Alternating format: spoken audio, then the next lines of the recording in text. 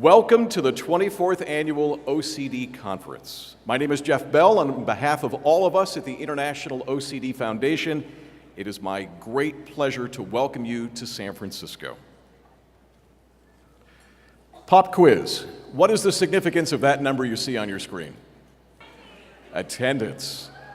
That is how many of you are here.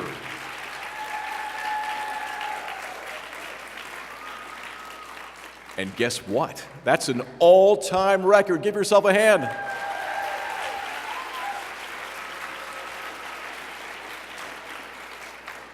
I gotta say, I'm not surprised. We are in the greatest city in the world. I'm a little biased. I was born and raised here. I live and work here, but don't you agree this is an amazing place? Let me take just a minute to call attention to some of our big news from this past year. And the biggest news, I think, is the success of our Million Steps walks.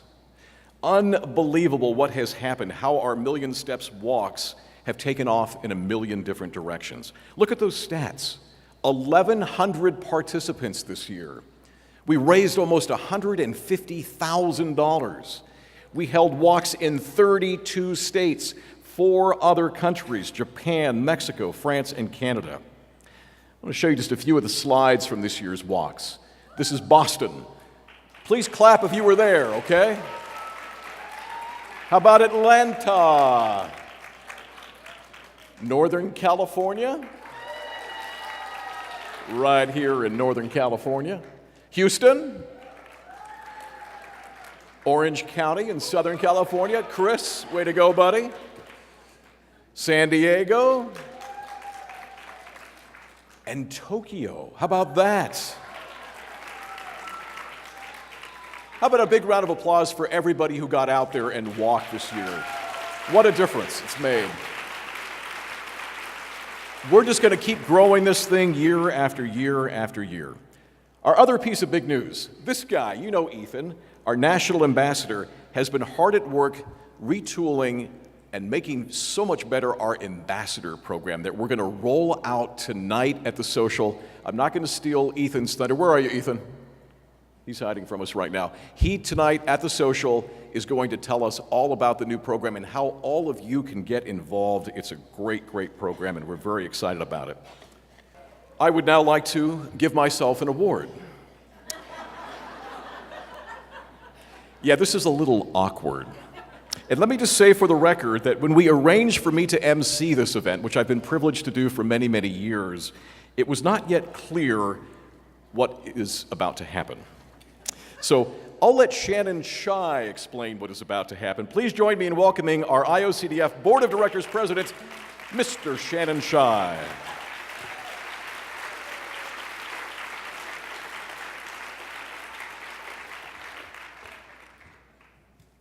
Thank you, Jeff. Good afternoon, everybody. I talked to my daughter, she's 11 years old this morning, and I told her I'd be speaking in front of about 1,700 people.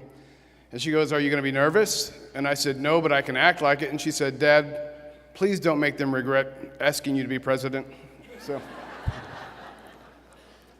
okay, we're up here to award or to give the Patty Perkins Service Award to 2 wonderful, outstanding people.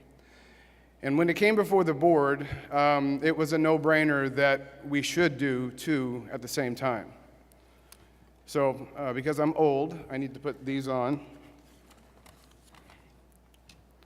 Each year, the Board of Directors presents the Patricia Perkins Service Award to distinguished members or members of the IOCDF who have stood out as longtime active contributors to the organization in multiple ways, and in the intrepid spirit of IOCDF co-founder Patricia Perkins. And as I said, this year we're going to go with 2. They are both incredibly moving, they both have incredibly moving and uplifting stories with their battle with OCD. Both have founded nonprofits dedicated to those who struggle, and they have literally helped millions of people around the world. They are both visionaries, public advocates, compassionate, driven, and devoted. And when you hear a little bit about their bios, which I've personalized a little bit, because they're both important people to me, you'll understand why I said that they are driven. First, Dr. Elizabeth McInvale, from sufferer to treatment provider. In 2004, Elizabeth became the first face of OCD. She was our inaugural spokesperson.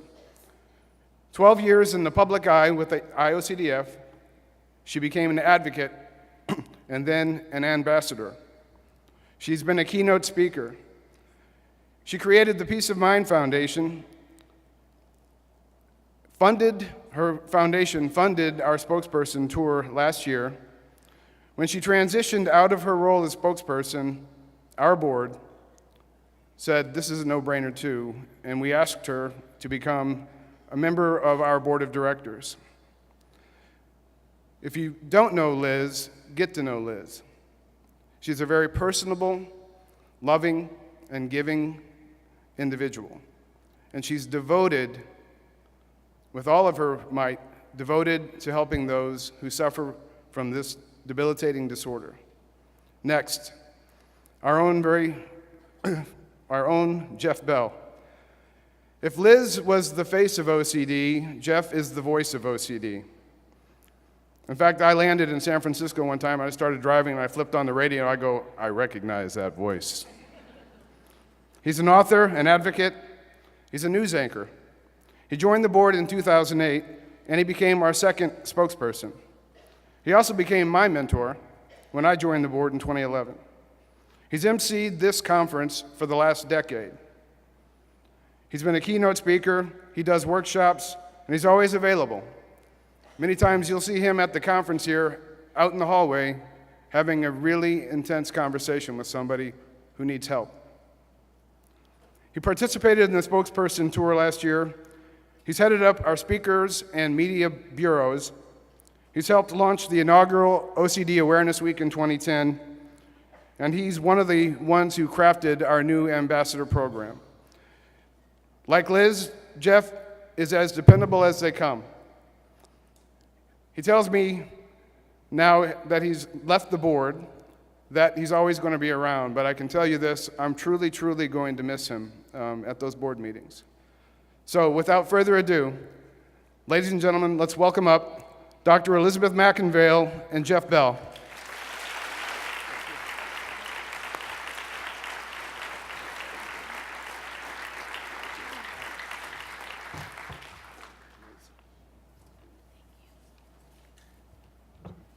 This is for you. And we flipped a coin, and Jeff is going to speak first. Wow. Get to wear a different hat now for a minute or two. Thank you, Shannon and Liz. I love you. I'm so happy to be up here with you. What a special meeting to be able to do this together. Roughly 23 years ago, I made a phone call. It was one of the scariest calls I have ever made in my life, and it changed my life. That call was to what was then known as the Obsessive Compulsive Foundation, the OCF. Hours before, after years of misdiagnosis, I had learned through a book that I was living with OCD. My therapist didn't know that. In fact, when I raised the term with her, she said, OC what? I was on my own, except that I wasn't, because I found a number for the OCF and I called it. An incredibly sweet, incredibly patient woman listened to me stammer my way through a tearful plea for help, and then she provided just that. Help in the form of resources, therapist options, and a caring community. Years would pass before I would reconnect with the IOCDF, but when I did, it was like coming home and meeting my family for the very first time. In 2007, I was offered 3 amazing opportunities. The first, to provide the keynote with this amazing woman, Liz McInvale. The second, to join the board of directors. And the third, to become a spokesperson for the organization. And since then, I have been so blessed to have worked with some of the finest people I've ever known, the board of directors, the IOCDF staff, our leading clinicians and researchers in this country, and you, the countless members of our community who are doing the heroic work day after day. I would love nothing more than to rattle off a long list of people that I am so thankful for making this possible today, but I don't have time for that, so instead I'm going to call out one person, Michael Janicki. Michael, for the past decade, you have been my mentor, the guy who taught me about unconditional service, and I am indebted to you forever for that. Thank you.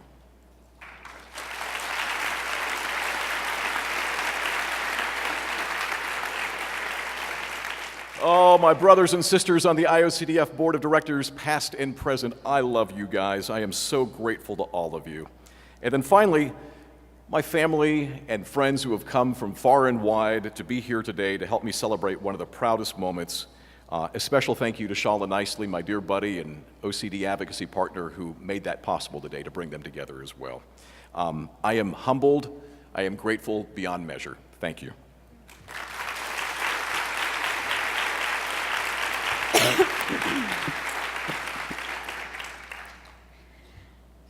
I still can't figure out what the IOCDF saw in me 13 years ago when they asked me to be their national spokesperson and to start a public service campaign speaking out about what OCD really looks like. What I can tell you, though, is that I never imagined the reward and the gift that that ask would be to me. I know that Jeff and I stand today getting a service award, but this doesn't feel like service. It feels like a pleasure and an honor. We've been able to tell our story, and we've been given a platform to do so, but more importantly, I think our story has helped a few people. And because of that, all of the pain and suffering makes sense. I am so grateful for the International OCD Foundation. This opportunity, this organization has shaped who I've become in every way possible. When I was 17 and I was asked to be the spokesperson and we did these campaigns and billboards, I was a kid trying to survive high school. I was told that I would never graduate high school, that people had never seen a case of OCD as severe as mine, and that there really wasn't help available for me. But because of organizations and people like Dr. Michael Janicki and Dr. Thruster Bjorgmansson in the back of this room, I was able to have hope again. Fast forward 13 years later, and I am doing what they did for me, trying to provide help to those who need it the most, and hoping every day that you never lose hope, that you can live a life despite your OCD diagnosis. Brene Brown, who's a mentor of mine in Houston, has a quote that I try to live my life by. And she talks about how if we deny our story, it owns us. But if we accept our story, we get to write the ending. And there's not anything more true, and because of this organization, I am proud to stand before you and say, I am Liz and I have OCD, but I can also stand before all of you and say that there is help and hope available for all of us, and I'm so grateful for that. Thank you all.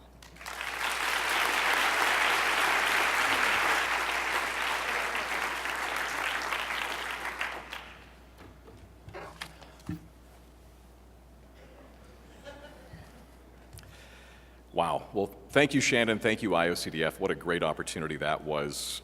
We have another award to present that we're very excited about, and you'll be very pleased to know I am not receiving it. And to provide some context for that award and to give you some background on why the award winner is so incredibly deserving, please join me in welcoming our IOCDF Board Vice President and Vice President of the Pandas Physicians Network, the amazing Susan Boaz.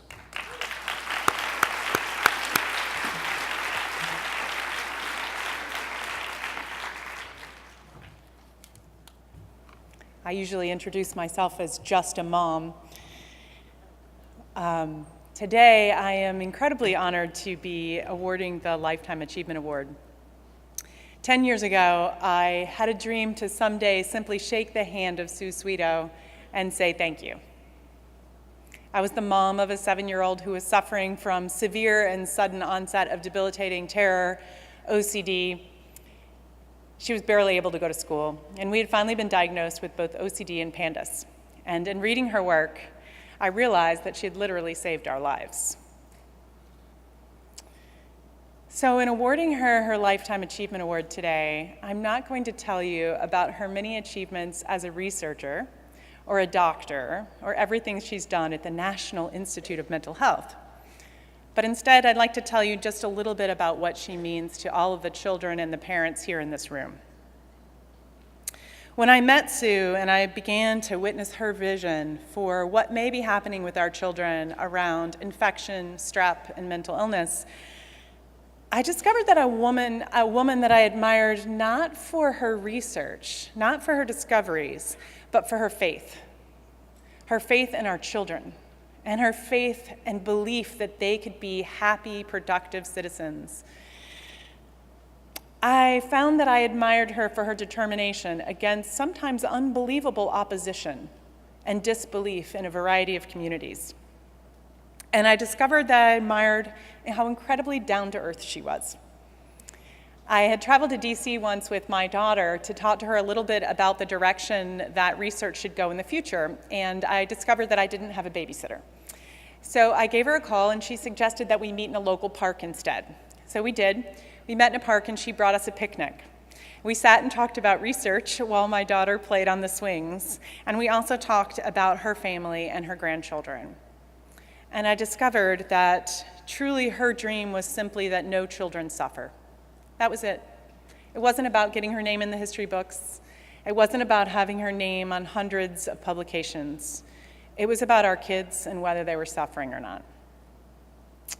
She was inspired originally by another mom who told her about the connection between strep in their household and the onset of debilitating OCD. And she listened. And I'm here to tell you that today she's still listening. She's inspired me to do more in my life than probably any other single individual. And it is my personal honor to say to Sue, congratulations. We'd like to award you the Lifetime Achievement Award. Keep inspiring us, and please keep dreaming.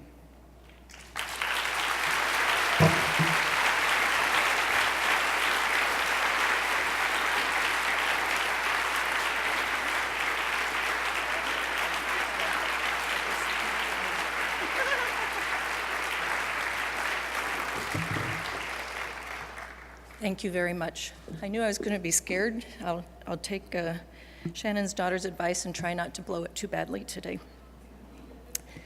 I can't even begin to tell you how grateful I am, and to follow the 2 service award recipients today is just incredibly humbling, and I can only say thank you.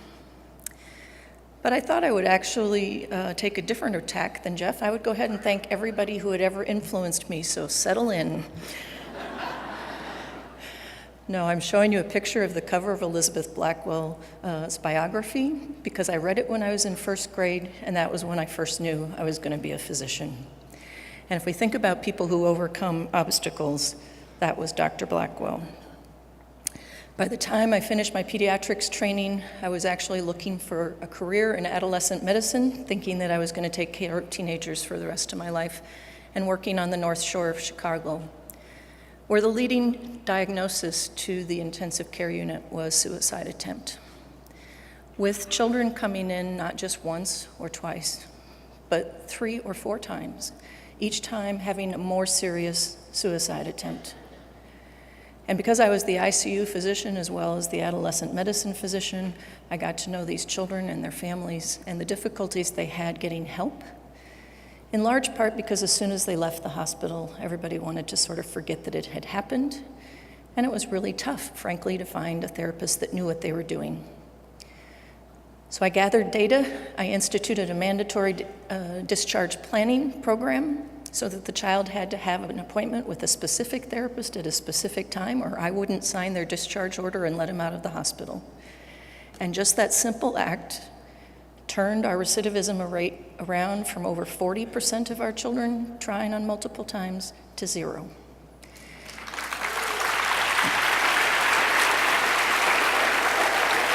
Thank you. And it was at that time that I really learned that data can triumph over dogma. And fortunately, I learned that very early because it continues to be an issue to this day. People think they know what's going on with OCD when they really don't.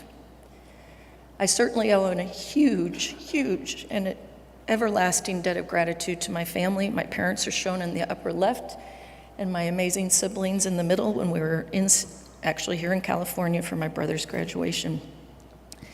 But probably most importantly, during my professional life, to my husband, Greg, who made it possible for me to put in 18 and 20-hour days at Evanston and then eventually at the NIMH, and to my amazing, wonderful daughters who literally lived at the NIH when we were taking care of patients. I think that rubbed off on them. Elizabeth's a pediatrician, Emily's an ICU nurse, Katie would have nothing to do with it, and she was a math major. But she is the mom to my 3 absolutely perfect, wonderful, the most beautiful boys in the world, grandsons. And I'll fight you on that one, whether or not they're the best. I have to, though, be quite honest and change this award so that it is not just to me, but to Dr. Henrietta Leonard, who succumbed to ovarian cancer in 2004, and to my mentor and supervisor, Dr. Judy Rappaport. I came to the NIH in 1986 to work for Judy. At that time, she was the voice in OCD, and she was the one who started all of the studies that we were doing. She and Dr. Michael Rudder in England were really 2 of the only people that were thinking about childhood onset obsessive compulsive disorder as a brain-based disease, and borrowing from the things that Dr. Janicki and others were finding in adult patients with obsessive compulsive disorder, had really zeroed in on the orbital frontal striatal corticothalamic circuitry as the primary area of pathology. And we were looking for diseases that might reflect that pathology. Well, the truth is, Henrietta, because she's a child psychiatrist, was the brains, and I was the hands. I could put in art lines, I could do spinal taps, and I could do all the procedures, and between the 2 of us, we were able to really take care of our patients. But as you heard from Susan, it was a mom who gets full credit, and absolutely none of the blame, but full credit for the discovery of the PANDAS cohort. She had 3 sons. Her oldest had Tourette's syndrome, and every time his tics would exacerbate, she would bring home a throat culture from work and culture his throat, because within a day or 2 of his tics getting much worse, so he would show up with strep throat symptoms. So Q's mom also has to be on this award today. The name, I will take the blame for, but not the credit. It actually was named by one of my research assistants because we were calling it anti-neuronal antibody-mediated neuropsychiatric disorder of childhood. I can't even say it after practicing all these years, and certainly our kids couldn't say it. So being in DC with the National Zoo, we named this PANDAS, and the rest of the story I think many of you know. We wrote those original diagnostic criteria to narrow down and find a homogeneous group of patients in whom we hoped to be able to find out more about that circuitry, what exactly was going wrong. And frankly, didn't really expect to have any difficulty with our medical model for this because it was based on findings in rheumatic fever and its neurologic presentation, Sydenham, Korea. We were wrong, and there was quite a bit of controversy, but I can tell you that over the subsequent 25 years, we've been able to document with absolute certainty that group A strep in certain genetically vulnerable children does give rise to a process in which they actually have inflammation in their own brains, and they are attacking their brain cells, resulting in obsessive compulsive symptoms and a variety of other symptoms. This is good news and bad news. It's really good news because it's given us an entirely new way to treat these children. It's bad news because in some of those cases, that strep exacerbation is just the first of many battles that they're going to be fighting, and we don't yet have the answer for all of those. So to do the research hasn't just been me, Henrietta, and Judy, and in fact, Dr. Rappaport moved on to childhood onset schizophrenia. And I've been very fortunate to have two wonderful colleagues, Paul Grant and Rebecca Hummer, work with me for the past 15 years. And Paul probably knows more about OCD and PANDAS than I do at this point in time, and fortunately knows much, much more about child psychiatry and keeps our kids healthy in between. Ashura Buckley, shown there on the right, she's our pediatric neurologist who made the amazing discoveries that we may have a signature on polysomnography, on sleep studies that can identify children with PANDAS. And Kristen Farmer does all our stats and helps us to decide how things are going. You see scattered across the entire United States and actually across the world, people who have helped with this battle and have made incredible strides towards finding solutions. Probably most important among them is my dear friend and treasured colleague, Tanya Murphy at the University of South Florida.